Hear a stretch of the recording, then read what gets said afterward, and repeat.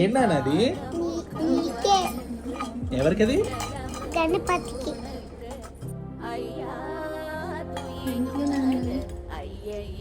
ఇది దేవుడికి ఎవరికి పెడదాం నాన్న ఇది? గణపతికి. గణపతికి పెడదామా? గణపతికి. ఇషా గణపత. ఓ నీ గణపత. సరే.